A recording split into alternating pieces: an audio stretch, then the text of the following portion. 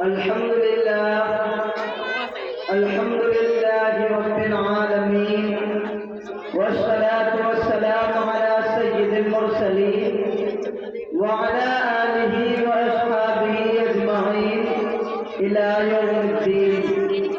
فأعوذ بالله من الشيطان الرجيم. بسم الله الرحمن الرحيم. أحل الله البيع وحرم الربا. سود کی حرمت ثابت ہے لا ریب کتاب و سنت سے. سود کی حرمت ثابت ہے لا ریب کتاب و سنت سے. حق نے خطاب عام کیا یوں دیکھو ساری امت سے. سود کا ایک درہم بھی سنو 36 زنا سے بڑھ کر ہے. سود کا ایک درہم بھی سنو 36 زنا سے بڑھ کر ہے. سود ہے نجس عین سنو یہ سور سے بھی بدتر ہے.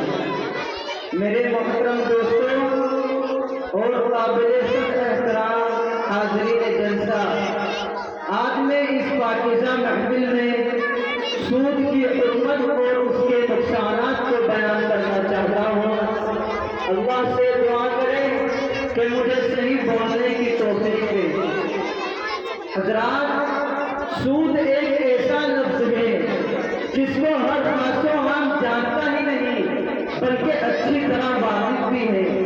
سود خوری کا طریقہ دنیا میں آج نہیں پیدا ہوا بلکہ اسلام کے ظہور سے پہلے بھی یہ سلسلہ جاری تھا.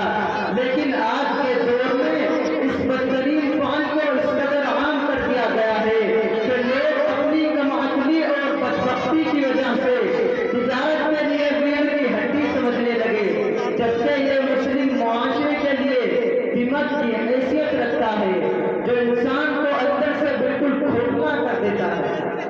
ملت اسلامیہ کے پروانوں، ہم سب نے آقا و مولا کملی والے جناب محمد مصطفیٰ صلی اللہ علیہ وسلم نے سود لینے والے پر، دینے والے پر، لکھنے والے پر اور گواہ بننے والے پر لعنت فرمائی ہے اور اعلان خدا بندی بھی ہے.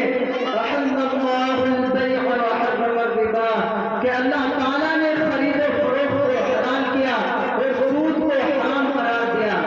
محترم عزیز ساتھیوں، سودی لین دین اور کاروبار سے اللہ تعالیٰ کس قدر ناراض ہوتے ہیں اس کا اندازہ آپ اس آیت سے بخوبی لگا سکتے ہیں.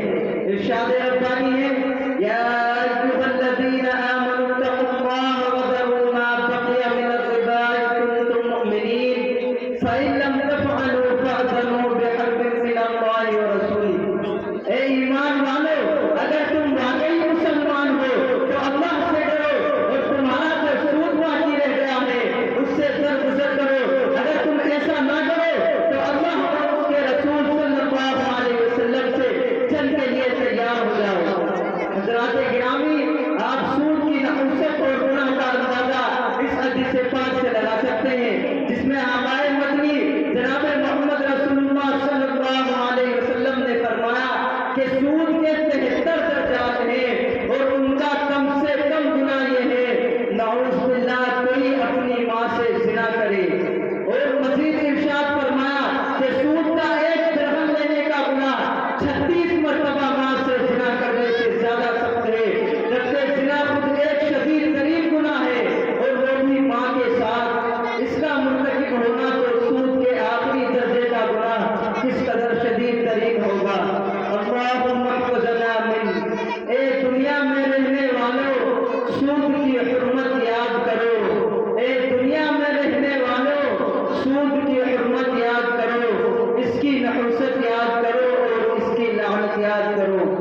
میرے دوستوں، حضور صلی اللہ علیہ وسلم کا ارشاد ہے کہ روزی کو دور مت سمجھو.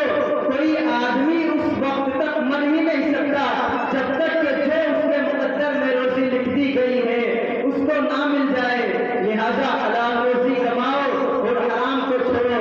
اللہ تعالیٰ ہم تمام مسلمانوں کو حرام کمائی سے بچائے اور سچی توبہ کی توفیق دے.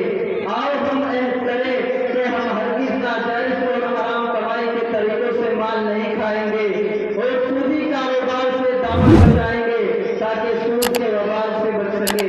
اللہ ہمیں عمل کی توفیق دے. وآخر دعوانا الحمدللہ رب العالمین. السلام